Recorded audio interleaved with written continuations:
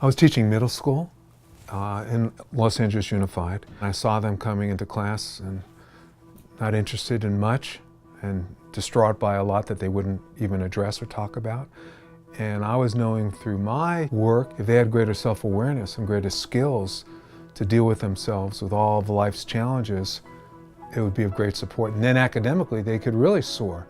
So it started with me starting a club at one middle school, and then when I moved to another middle school, asking to teach a class on confidence building and life skills. And those kids started performing. And not only that, believing in themselves. And I thought, this is a piece of education that needs to be addressed. The very birth of EduCare came through ACE, Achievement, Commitment to Excellence. And back in 1987, we did a pilot program. Kid after kid after kid shared incredible parts of their lives. I don't know who my father is, I've never seen him. I had a brother that was in a gang, and he didn't want to be in a gang no more, so that killed him. Part of our intent is to make this not only valuable, but interactive and fun. So we find that the play quality is important. It was a huge hit with the kids, however, no one else at the school really could relate to it. And so that was the beginning, with the learning being we have to really involve, we call it a triangle of not just students, but the parents and the teachers and the adult supports around those kids. So we started EduCare Foundation, EduCare, to draw forward from within. Our mission is to inspire and empower young people to become responsible citizens, compassionate leaders, and to live their dreams.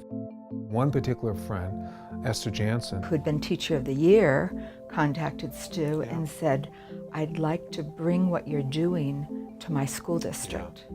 And that first group of kids who were identified, the lowest performing kids in their school, no one was to know that that was the case because we wanted to treat them as stars. We said, don't let anyone know, and these kids started to shine. What I'm in the workshop doing is I'm reflecting back to them what's already inside of themselves. And I'm saying, let me show you how bright you are by helping you figure it out on your own. I rarely have a kid that comes in a certain way that leaves that same way. They come in and they're ready to just kind of be like, I'm not doing anything. I'm just out of school. That's all that matters. And eventually, they just start to realize that this is speaking to something that they're looking for. And before we knew it, the teachers were complaining, who weren't in the program, why'd you pick the best kids to do this program? And from there, it grew. The next year, more than a dozen teachers. Then it moved within a 2-3 year period. We're serving about 7 high schools throughout Philadelphia.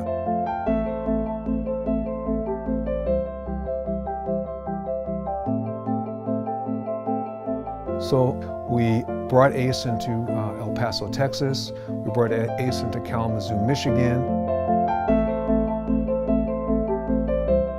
We started working in northern Israel and Haifa with Arab and Jewish students for several years there, and also did teacher trainings. So that's when you came back and said, okay, let's come back and see if we can build Southern California. Right.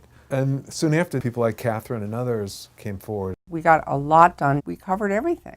And little by little, of course, we needed more and more people. I understood ACE right away. I saw the beauty of it. I did 3 days with them, and then I just kept coming back. I was actually a high school student at San Fernando. They had asked if I was going to go to college nearby, and I said yes, and so they hired me as a math tutor. As we were moving through funding sources of anti-bullying, anti-drugs, anti-violence, the school district said, you're doing this so well, our next initiative is after-school programs. He said, yes, of course. Sure, we'll do that. And we looked at each other and said, after school, we didn't even know what it was. We would take our heart-centered approach and youth empowerment approach inside of the work we would do in after-school programs.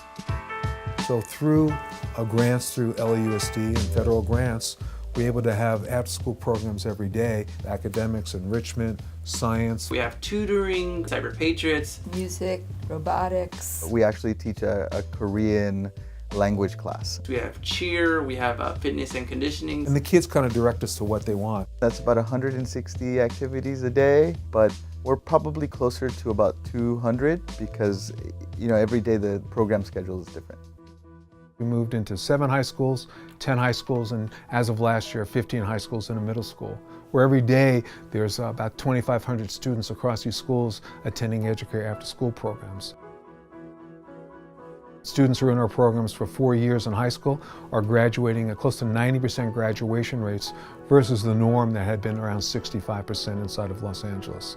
All the things that EduCare brings forward for these students, it's really an opportunity for us as facilitators to walk our talk.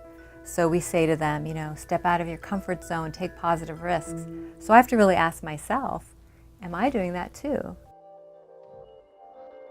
Seeing how I was growing in my compassion for others, really believing in myself, that was something that I never had in my life. It's heart-centered. Students really see how much we care for them and allows them to do the same for themselves. We provide something that a lot of the students need. You just need someone to talk to you, to guide you a little bit more, because it's really important. Maybe they don't get it at home, but if they can get it at school a little bit, it starts to stick.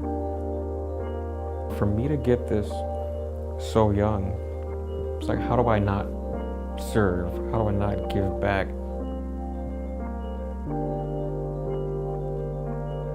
I think hitting 25 years, what comes up is like, we're not done yet, and who knows where it's going to go. I'm happy that we get to keep playing. Yeah. Just grateful to be a part of it. Yeah.